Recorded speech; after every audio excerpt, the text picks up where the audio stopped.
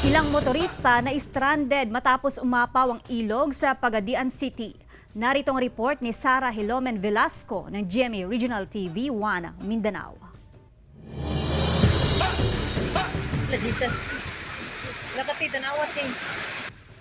Halos umapaw na ang tubig mula sa ilog sa Purok Tabing Ilog sa Barangay Balangasan, Pagadian City, Martes ng hapon. Bunsod ng malakas na buhos ng ulan na naranasan sa lungsod. Makikita din sa video ang mga basura na naanod ng tubig baha.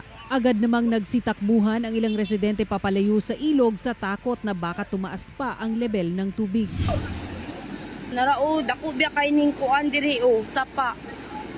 Nalapas na gyud siya sa tulay. Halos 3 oras ding stranded ang mga motorista at commuter na papasok at palabas sa Barangay Napulan sa Pagadian City dahil sa pag-apaw ng ilog sa lugar. Sa video, makikita ang pagragasa ng tubig baha na umapaw na hanggang sa tulay. Pero may iba pa rin mga tao na nangahas na tumawid sa baha.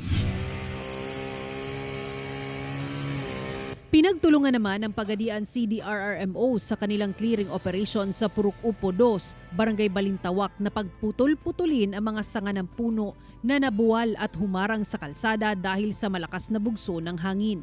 Ilang kable din ng kuryente ang sumayad na sa kalsada na nahila dahil sa pagkakabuwal ng mga puno sa lugar.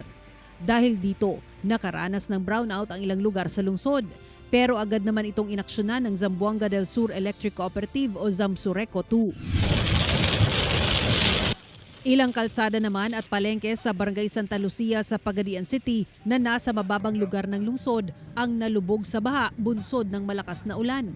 Pero agad namang humupa ang tubig baha at walang naitalang sugatan sa pagbaha sa lungsod.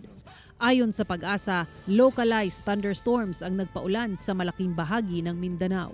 Ako si Sara Hilomen Velasco para sa GMA Regional TV.